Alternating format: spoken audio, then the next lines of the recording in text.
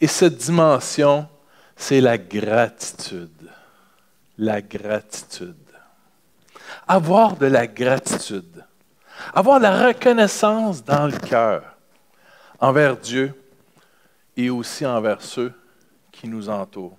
Hein? La gratitude est cette reconnaissance, cette disposition du cœur qui désire sincèrement remercier toujours Dieu et les gens autour de nous pour tout ce qu'ils font pour nous dans nos vies.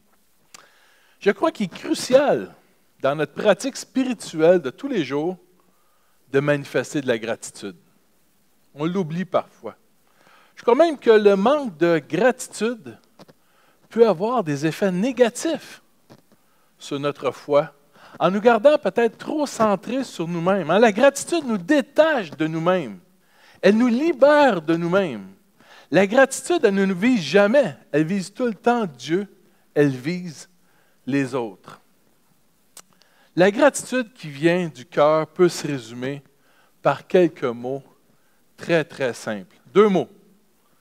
Merci, Seigneur. C'est simple, hein? Merci, Seigneur. Merci, Seigneur, pour ceci. Merci, Seigneur, pour cela. Merci pour tout ce que tu fais dans ma vie. Merci à toi, mon frère. Merci à toi, ma sœur. Merci à toi, mon ami, pour ton aide. Merci à toi pour ton support, ton service, ton empathie. Merci pour ta compréhension. Tu me donnes l'impression que tu comprends ce que je vis. Merci pour cela. Hein? Merci pour ton appel téléphonique. J'apprécie vraiment ton téléphone. Je suis tout seul chez nous, là. Tu m'appelles. Merci. Merci. Merci. C'est simple. Vous ne trouvez pas? C'est simple, la gratitude.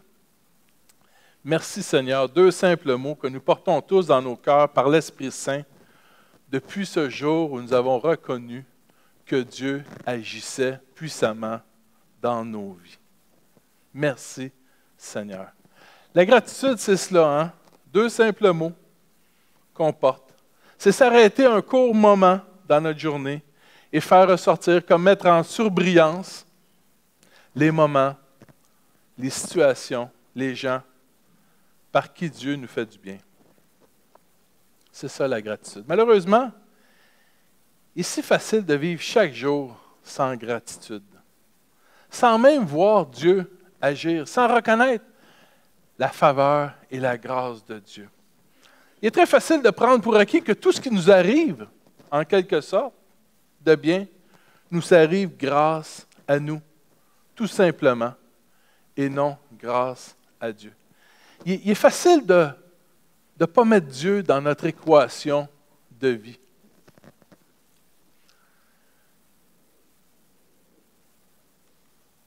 On va parler de la gratitude.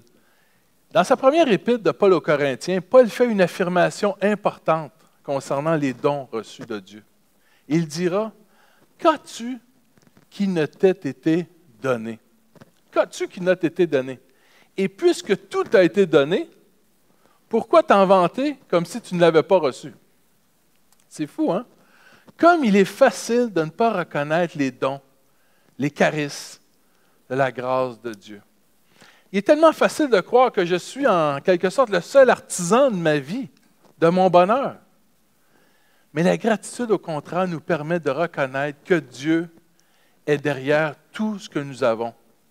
Les dons que nous avons, l'abondance, l'ensemble des bénédictions de nos vies. Il y a quelqu'un quelque part en arrière de cela.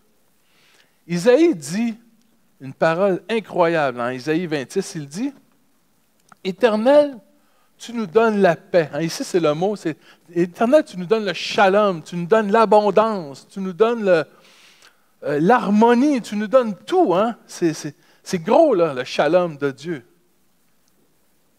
Car tout ce que nous faisons, c'est toi qui l'accomplis pour nous.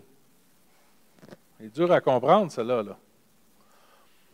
Tout ce que nous faisons, c'est toi qui l'accomplis pour nous.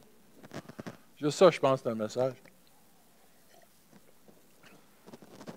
Dieu agit au travers de nos actions de tous les jours. Hein? Juste ce témoignage que Bernard a rendu tantôt par rapport à cette collègue. Dieu agit, mais Dieu agit partout. Dieu agit dans nos actions de tous les jours. Dieu est omniprésent dans nos vies. La gratitude nous permet donc d'exprimer notre foi de façon concrète. Voir avec les yeux de la foi Dieu agir dans une multitude de petites choses. Une attitude de gratitude, c'est drôle à dire, hein? Mais ça nous permet d'appréhender la vie d'une façon beaucoup plus humble. Hein? Ce n'est pas nous, là, tout le temps. Ça nous permet aussi d'appréhender la vie d'une façon beaucoup plus positive, sachant que Dieu est présent et il agit en notre faveur et qu'il veut à chaque instant nous bénir richement. Dieu nous aime. Je me souviens quand j'étais jeune chrétien, ça fait déjà quelques années de cela, je m'émerveillais facilement face à l'action de Dieu. Vous savez, je n'avais pas d'auto, je marchais, j'arrivais à l'autobus, puis l'autobus arrivait, puis j'attendais pas. Je disais, ah, merci Seigneur. Tu sais, c'est con, hein? L'autobus arrivait, j'attendais pas. Merci Seigneur. Merci Seigneur pour tout. Je m'émerveillais facilement. Dans tout ce qui m'arrivait, je disais spontanément, merci Seigneur. À l'église, à mon travail, ma famille, de mille et une petites choses banales, j'avais ce réflexe de dire merci Seigneur. En vieillissant, je dois reconnaître que cet émerveillement que j'avais au début de ma vie chrétienne a un peu changé pour moi. C'est un peu comme un enfant qui grandit avec ses parents. Les parents sont omniprésents dans la vie de l'enfant qui est en bas âge. Les parents sont derrière tout ce qui lui arrive, tout. Tout ce qui arrive à un enfant, les parents sont là. Et les enfants le reconnaissent très bien en disant « Papa, maman, sont là pour moi ». Mais plus un enfant grandit, plus les parents doivent permettre de l'espace, plus d'autonomie, de la liberté, de la marge de manœuvre, de la responsabilité. Les parents, avec le temps, laissent les enfants faire les choses par eux-mêmes, devenir responsables, prendre des décisions. Mais est-ce que les parents sont moins préoccupés de leurs enfants parce qu'ils font cela? Je ne crois pas. Les parents sont tout aussi préoccupés de leurs enfants, même en agissant un peu différemment. Pour ceux et celles qui ont des enfants, vous comprenez ce que je veux dire. Hein? Nous demeurons parents toute notre vie. Toute notre vie, on est là pour nos enfants. On se préoccupe de leur bien-être. Avec les années, on agit toujours avec bienveillance envers eux, toujours présent. On intervient, peut-être de façon moins visible dans leur vie. Avec les années, la présence des parents se fait de plus en plus subtile, mais elle est toujours là. Mais je crois que Dieu agit de la même façon avec nous. Dieu agit chaque jour dans nos vies, chaque jour, de mille et une façons. Mais avec le temps, avec la maturité, les années, son action peut être un peu plus subtile, mais elle est toujours aussi réelle. Elle est toujours là. Mais c'est plus subtil, comme des enfants qui ont grandi. L'apôtre Paul, en 1 Thessaloniciens, donnera une série d'instructions pratiques pour ses frères et sœurs de Thessalonique. Il dira « Remerciez Dieu en toutes circonstances. » Remerciez Dieu en toutes circonstances. Telle est pour vous la volonté que Dieu a exprimée en Jésus-Christ. Remerciez Dieu en toutes circonstances. Telle est pour vous la volonté que Dieu a exprimée en Jésus-Christ. Vous cherchez la volonté de Dieu pour votre vie? Bien voilà. C'est simple. Rendre grâce, remercier Dieu en Jésus-Christ. Pour Paul, une attitude de gratitude ne semble pas une pratique chrétienne facultative. C'est la volonté de Dieu pour notre vie que de rendre grâce. Remercier Dieu est la volonté de Dieu que Dieu a exprimée en Jésus-Christ. Bon, on lit ça. Remercier Dieu en toutes circonstances. Mais honnêtement, Je vous dis là, je ne suis pas du genre à remercier Dieu pour toutes les circonstances de la vie. Êtes-vous déçus? Déçus de moi? Oui, un peu, hein, Jenny? Surtout quand je vis une situation difficile. Je vois difficilement comment remercier Dieu pour une circonstance comme une maladie, un accident, une épreuve, ou même une pandémie. Je n'ai pas remercié Dieu pour la pandémie. Mais je sais par expérience que dans tout ce que nous pouvons vivre de difficile, même dans les situations les plus difficiles, nous pouvons finir par voir Dieu agir et voir Dieu nous ramener à l'essentiel de la vie. Et ainsi, on peut finir par le remercier. C'est fou, hein? Je donne un exemple.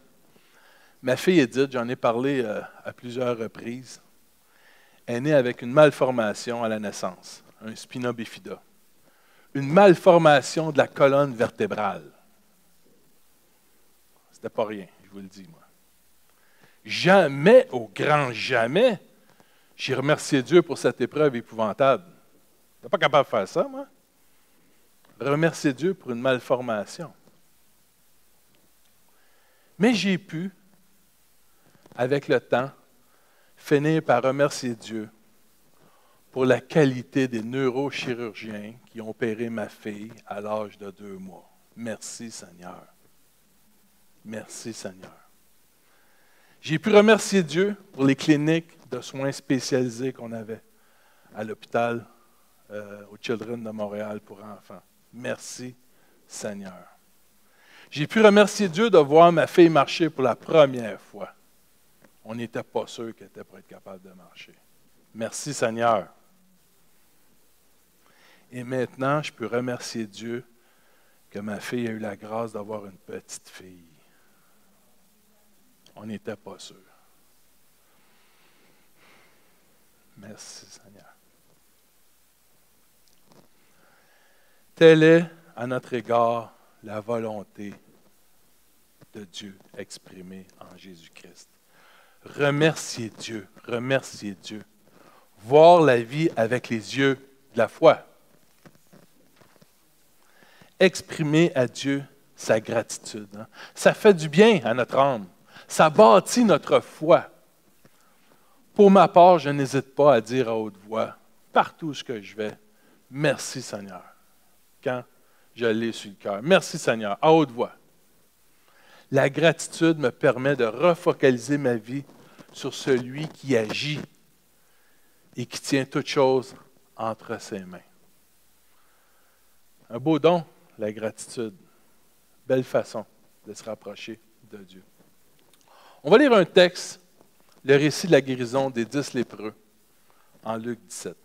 Un récit qui nous rappelle l'importance de toujours revenir à Jésus dans une attitude de gratitude, de reconnaissance et de foi.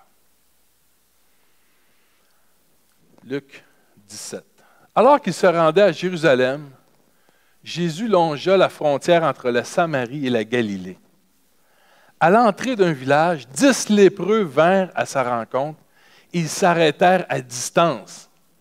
On entend ça des fois, le mot distance, hein, Anastasia? Ils s'arrêtèrent à distance et se mirent à le supplier à haute voix. « Jésus, Maître, aie pitié de nous. Jésus, Maître, aie pitié de nous. » Jésus les vit, leur dit, « Allez vous montrer au prêtre. Allez voir le prêtre. » Pendant qu'ils y allaient, ils furent guéris. L'un d'eux, quand il se rendit compte qu'il était guéri, il revint sur ses pas en louant Dieu à pleine voix. Alléluia! Et il se prosterna aux pieds de Jésus, face contre terre, et le remercia. Or, c'était un Samaritain. Alors Jésus dit, ce sont bien 10 qui ont été guéris, n'est-ce pas? Où sont donc les 9 autres? Est rendu où ta gang?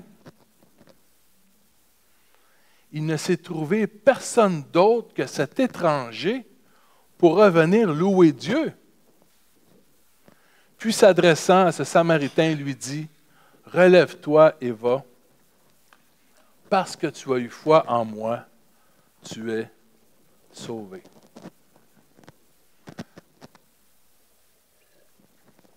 Parole de l'Évangile. Seigneur, touche-nous par cette parole ce matin. Touche nos cœurs, Seigneur, par ta parole. Parle-nous, Jésus. Amen.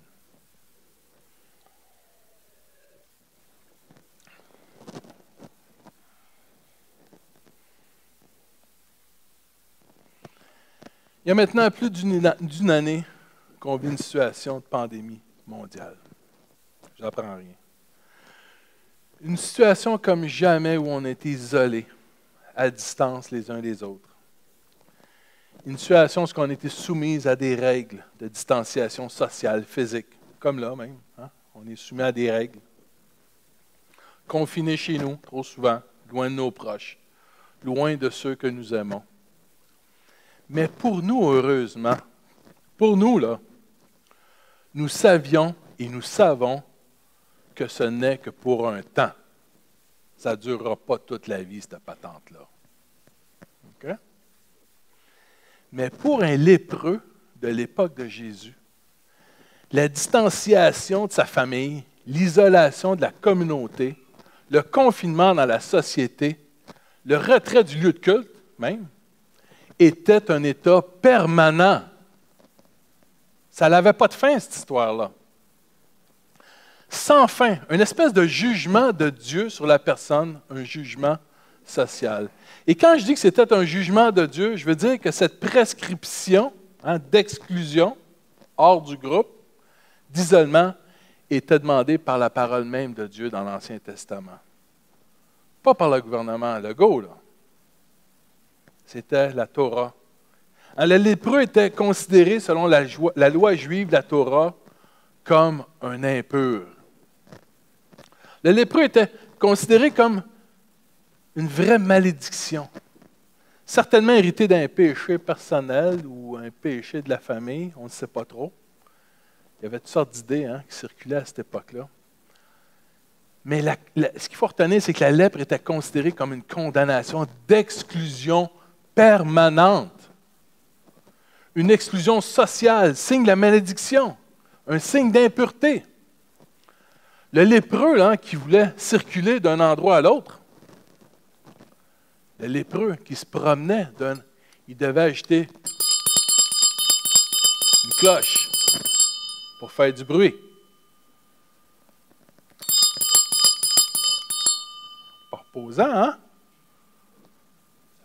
Afin que personne ne s'approche de lui ou d'elle.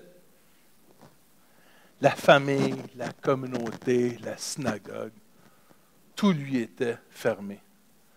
Le lépreux se trouvait complètement exclu de toute chose. On ne donne rien de répéter, là. Mes amis, la distanciation sociale existe depuis toujours. La maladie de la lèpre représentait une question d'enjeu sanitaire à l'époque de Jésus. On n'a pas inventé la santé publique, nous autres, là. On n'a pas inventé ça, là. Il fallait absolument, même à cette époque, protéger la société de ceux qui portaient une maladie, comme pour un virus. Et c'est dans ce contexte que le récit nous est raconté. Alors qu'il se rendait à Jérusalem, Jésus longea la frontière entre la Samarie et la Galilée. À l'entrée d'un village, 10 lépreux vinrent à sa rencontre. Ils s'arrêtèrent à distance et se mirent à le supplier à haute voix. « Jésus, Maître, aie pitié de nous. » 10 lépreux, certainement attirés par la réputation de guérisseur de Jésus. Jésus il n'avait guéri d'autres. Il y a un guérisseur qui se promène. Ils décident de prendre leur courage puis d'aller le voir. Le groupe des 10 devait se tenir ensemble, isolés, à une bonne distance des gens sur le chemin. Et Pas s'il y avait chacun leur cloche, mais on les entendait venir de loin. On le savait. Il fallait se tenir loin. Les 10 lépreux, ils savent qu'ils ne peuvent pas s'approcher de Jésus. Ils doivent marcher à une bonne distance. Certainement à plus de 2 mètres. Imaginons la scène. Hein? D'un bord, les 10 lépreux. De l'autre côté, Jésus. Le groupe s'arrête à une bonne distance. Et il le supplie à haute voix. Pourquoi à haute voix? Peut-être parce qu'ils sont assez loin, hein? Pour être bien entendu. Jésus, Maître, aie pitié de nous. Aie pitié. Viens nous guérir. C'est toi le guérisseur dans le bout, là. Viens nous guérir. On a besoin d'être guéris. Et comme toujours, Jésus, il ne reste pas insensible à nos supplications, à nos prières, aux appels qu'on fait. Mais la réaction de Jésus est un peu inhabituelle ici. Elle n'est pas habituelle. Jésus, au lieu de faire comme d'habitude, soit de s'approcher des malades, imposer les mains, comme il fait d'habitude, toucher les personnes, comme il l'avait fait déjà avec un lépreux en Luc, c'est en Luc 5. Il avait pris le lépreux par la main pour le guérir.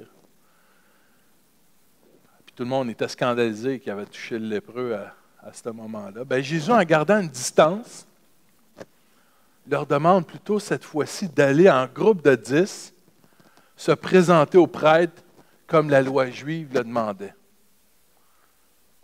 Jésus les vit, leur dit, « Allez vous montrer au prêtre. Allez vous montrer au prêtre. » Selon la loi juive, un lépreux qui croyait voir la condition de sa maladie de peau s'améliorer, ou un lépreux qui voyait qu'il était sa voie de guérison, il devait se rendre auprès d'un prêtre pour faire confirmer la guérison de sa maladie. Il y a plusieurs types de maladies de peau, plus ou moins graves à l'époque de Jésus, comme aujourd'hui. Les prêtres de l'époque, c'était des espèces de dermatologues. C'est eux autres qui évaluaient la peau, mais avec une autorité religieuse en plus. Seul le prêtre pouvait renverser le verdict d'exclusion de la société, de la religion, et déclarer enfin la fin du confinement pour la personne, et ainsi redonner le droit aux lépreux de fréquenter à nouveau sa famille, sa vie sociale, son village, sa synagogue. Le prêtre, il avait une très grande responsabilité, il avait une très grande autorité, un très grand pouvoir sur les malades. Seul le prêtre pouvait reconnaître et déclarer une personne pure ou impure. Jésus était bien au courant de cette loi-là, comme tout le monde. Jésus connaissait cette façon de faire et il la respectait. Et le récit nous rapporte que pendant qu'ils étaient en chemin vers le prêtre, à la demande de Jésus, allez vous montrer au prêtre, bien, pendant qu'ils s'en allaient, clic, ils furent tous guéris. Toute la gang, les 10. Tu sais, ils s'en vont voir le prêtre. Ils ne savent pas trop pourquoi ils vont voir le prêtre. Ils ont toute la lèpre. Tu sais, habituellement, tu vas voir le prêtre parce que tu penses que tu es en voie de guérison. Là, Jésus, allez-y. Il dit, pourquoi j'irai voir le prêtre? J'ai trop la lèpre.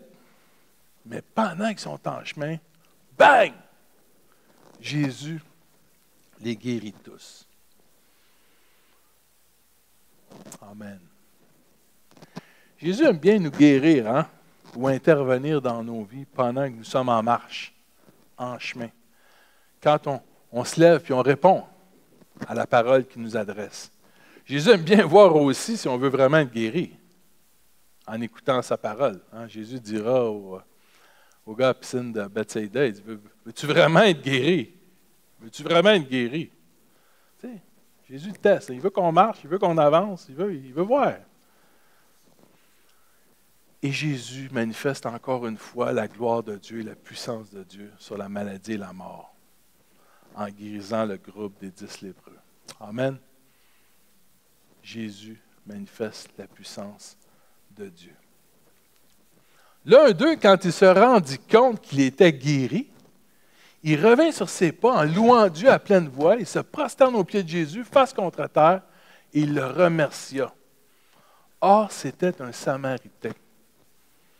Hein? Alors que Jésus vient de guérir 10 hommes, 10 lépreux, un seul revient vers lui en louant Dieu pour le remercier.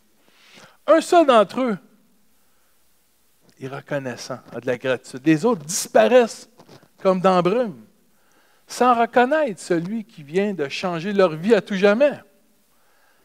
C'est bien humain, comme je disais tantôt, le manque de gratitude. Ne pas vouloir voir Dieu agir, c'est bien humain. Et cet homme qui revient vers Jésus, ce n'est pas n'importe qui. Il n'était même pas un Juif. C'était même pas un Juif. C'était un étranger. C'était un Samaritain. Luc, dans son récit, insiste sur l'identité culturelle de la personne et religieuse de l'homme guéri. Or, c'était un Samaritain, un homme détesté par les Juifs. Détesté sans même avoir la lèpre. On se souvient de l'histoire de la Samaritaine sur le bord du chemin. Hein? Les Juifs et les Samaritains, il n'y avait pas de relation entre eux. Les Juifs fuyaient les Samaritains comme la peste. Ils avaient peur de ce monde-là, parce qu'ils les considéraient impurs. Ce récit, ce matin, de la guérison moi je l'appelle le lépreux samaritain, il est doublement impur, nous plonge directement dans le cœur de Dieu. Hein? Une image renouvelée, une image révolutionnaire de Dieu que Jésus donne au travers de ce récit. Le cœur de Dieu en Jésus-Christ accepte tout le monde et ce, sans distinction. Pas seulement les gens considérés purs. À cette époque-là, on pensait cela. On assiste avec Jésus à un nouveau discours, à contre-courant, contre-culturel. Dieu en Jésus-Christ ne fait pas de distinction et ne fait pas d'exception de personne. Dieu en Jésus-Christ ne fait surtout pas d'exclusion de personne. Dieu en Jésus veut que tous soient sauvés sans exception et parviennent à la connaissance de son amour. Jésus désire pour l'homme, pour nous tous, une nouvelle reconnaissance de qui est Dieu. Il y a le mot connaissance dans le mot reconnaissance. Une nouvelle connaissance dans la reconnaissance. Le salut de Dieu en Jésus-Christ vise tous les êtres humains, sans distinction de race, de sexe, de religion, d'état, de statut social. On pourrait faire la liste beaucoup plus longue que ça. Dieu n'a pas de préféré dans son royaume. Tous sont égaux devant Dieu. L'amour de Dieu, elle est égale, elle est abondante pour tous ses enfants. Alors que nous, on se bute souvent à nos critères humains, nos catégories, nos règles religieuses. La parole de Dieu nous enseigne que Dieu n'a pas les mêmes critères de qualification que nous. Tout le monde se qualifie pour l'amour de Dieu, sans exception. L'amour croit tout, l'amour supporte tout, l'amour espère tout. Amen. Jésus a guéri un homme considéré doublement impur. Pas impur une fois, impur parce qu'il a la lèpre, impur parce que c'est un Samaritain. C'est impur dans la culture de cette époque-là. On s'entend là-dessus. Alors Jésus dit, ils sont bien 10 qui ont été guéris, n'est-ce pas? Où sont les 9 autres? Il n'essaie de trouver donc personne d'autre que cet étranger pour revenir louer Dieu. Puis s'adressant à ce Samaritain, il lui dit, relève-toi et va, parce que tu as eu foi en moi, tu es sauvé. Un seul homme guéri revient vers Jésus. Les autres aussi, pourtant, ont été guéris par Jésus. On pourrait penser à première vue, en lisant ce récit-là, que le but de cette guérison des 10 lépreux est de nous rappeler que Jésus est capable de guérison, et ça encore aujourd'hui. Puis ça ne serait pas faux de le dire, de le penser. C'est vrai, Jésus veut guérir encore aujourd'hui. Mais je crois personnellement que l'objectif ultime de ce signe miraculeux, de ce miracle, comme toutes les guérisons d'ailleurs, est d'éveiller et de produire la foi par la gratitude dans la vie des hommes et des femmes. J'ai trouvé tellement cette image-là qui était belle. Hein? La gratitude, le cœur, la foi. La foi par la gratitude est le signe de la guérison du cœur. Merci Seigneur. Une seule personne sur 10 semble avoir reçu le don de la foi dans ce récit. Les 9 autres ont seulement été guéris. Ils sont disparus dans la brume. La guérison sans la foi a certainement une valeur. Hein. Il n'empêchera jamais Jésus de le faire, de guérir. Hein. Jésus a guéri tout le monde. Jésus a guéri tout le monde. Mais l'objectif ultime de Jésus est la transformation de la foi dans nos vies. Le don de la foi par son action. Même la foi est un don de Dieu. Hein. C'est Jésus qui fait naître en nous la foi. C'est lui qui est l'auteur de la foi et celui qui l'amène à la perfection, nous dit Hébreu.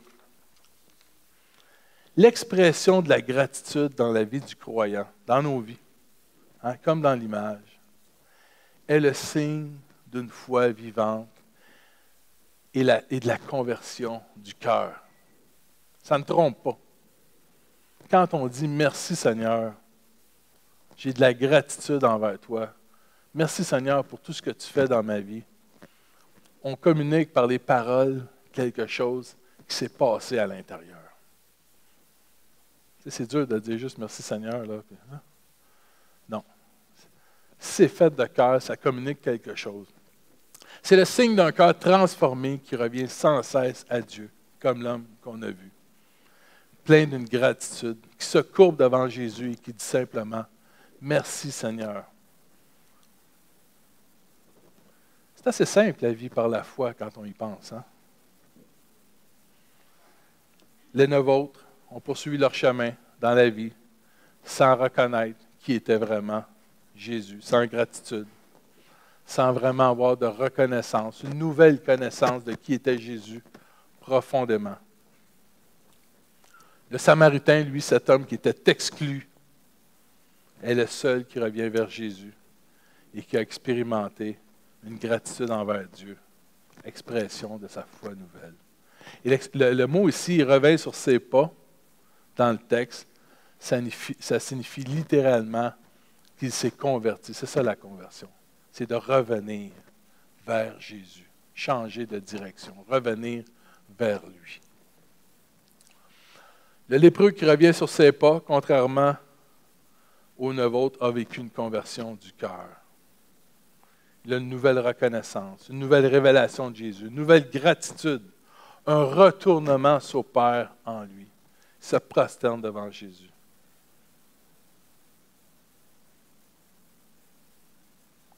Oui, la guérison est importante. Oui, la guérison est importante, la guérison physique. Hein? Car c'est l'accomplissement d'un miracle et l'accomplissement d'un signe divin de ce que Dieu veut faire. Mais aux yeux de Dieu, aux yeux de Jésus, la conversion du cœur par la foi est encore plus importante. Ça constitue le seul vrai miracle qui porte du fruit pour l'éternité. Car ça touche à l'intériorité de la personne, à sa relation avec Dieu, dans une attitude nouvelle. Signe ultime de la transformation du cœur par Dieu. Et encore aujourd'hui, Jésus nous adresse cette parole en terminant. Relève-toi et va, parce que tu as eu foi en moi, tu es sauvé. Relève-toi et va, parce que tu as eu foi en moi, tu es sauvé. Merci Seigneur pour ton salut. Relève-toi ici, comme on voit dans plein d'autres textes, dans les récits du Nouveau Testament, c'est l'idée de ressusciter. Quand on voit ça, relève-toi, là, c'est le même mot que ressusciter qui est utilisé ici. C'est ressusciter à une nouvelle vie. Ressusciter à quelque chose de nouveau qui est exprimé ici. Dans la gratitude, par la foi et la reconnaissance, nous pouvons, nous aussi, chaque jour, nous relever et répondre à cette parole de Christ dans la gratitude. Relève-toi parce que tu as eu foi en moi, tu es sauvé. On a mille et une raisons, certainement, chacun d'entre nous. Puis j'invite à penser à cela en terminant, de remercier Dieu pour qu'est-ce que Dieu fait dans nos vies. On a mille et une raisons. Alors, merci Seigneur pour ta guérison, car je ne suis plus impur devant toi. Hein? Jésus a porté sur la croix nos fautes, nos péchés. Nous ne sommes plus impurs devant Dieu. Nous ne sommes plus des exclus. Même quand je crois ou j'entends de quelqu'un d'autre que peut-être je le suis. Non.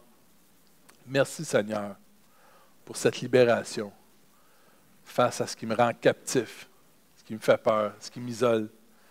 Merci Seigneur pour cette parole de libération. Merci Seigneur pour le don de la foi que tu nous donnes, pour la transformation que tu veux opérer en moi. La force, cette force qui me donne chaque jour de me relever, de devoir agir et d'être capable de dire merci Seigneur. Merci Jésus pour ton inclusion, ton accueil, ton amour, ta bienveillance. Merci Seigneur Dieu pour ton salut qui est manifesté en Jésus. Prenons quelques instants, courbons-nous dans la prière et exprimons notre gratitude. Je vais demander à Bernard, Jenny et Ruben de venir pour un dernier chant. Exprimons notre gratitude à Dieu ce matin. Et, comme ce récit nous le raconte, notre foi ne pourra que mieux se porter.